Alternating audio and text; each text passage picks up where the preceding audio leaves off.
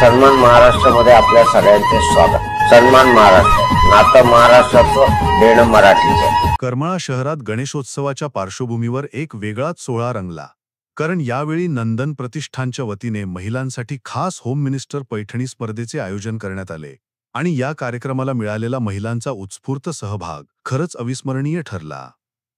नंदन प्रतिष्ठानचे संस्थापक अध्यक्ष तथा भाजपचे सरचिटणीस जितेश कटारिया यांच्या संकल्पनेतून प्रथमच हा उपक्रम साकारला गेला।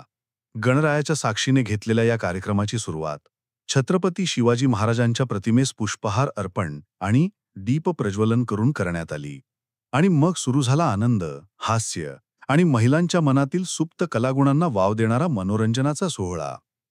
कार्यक्रमात सहभाग घेतलेल्या महिलांनी आपल्या सर्व व्यस्त आयुष्यातून एक दिवस वेगळा अनुभव घेतला।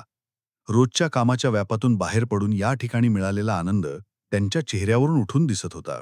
पाहुण्यांनीही या उपक्रमाचे मनपूर्वक कौतुक करत महिलांसाठी असे नवनवीन उपक्रम म्हणजे त्यांना दिलेला सन्मानच आहे असे मत व्यक्त केले। होम मिनिस्टर पैठणी स्पर्धेत विजेते महिलांना पैठण्या, साड्या, मिक्सर, शेगडी यांसह आकर्षक बक्षिसे आणि रोख पारितोषिक देखील देण्यात आले।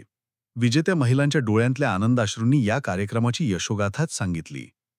महिलांसाठी असं काहीतरी आगळंवेगळं आयोजित करून त्यांना हास्य, आनंद आणि समाधानाचा एक सुंदर दिवस देणाऱ्या नंदन प्रतिष्ठानचे अध्यक्ष जितेश कटारिया यांचे महिलांनी मनापासून आभार मानले। खरंच करमाळ्यातील हा होम मिनिस्टर पैठणी कार्यक्रम केवळ एक स्पर्धा नव्हती, तर महिलांच्या मनाला भिडणारा, त्यांच्या मेहनतीला, त्यागाला आणि अस्तित्वाला दाद देणारा एक सन्मान सोहळा ठरला। मित्रमैत्रिणींनो, व्हिडिओ आवडला असेल तर व्हिडिओला शेअर, लाईक, कमेंट नक्की करा। सोबतच आमचे चॅनल सबस्क्राईब करायला विसरू नका। मी अश्विन केळकर परत नवीन विषयासह भेटण्याचा माद करून आपली रजा घेतो।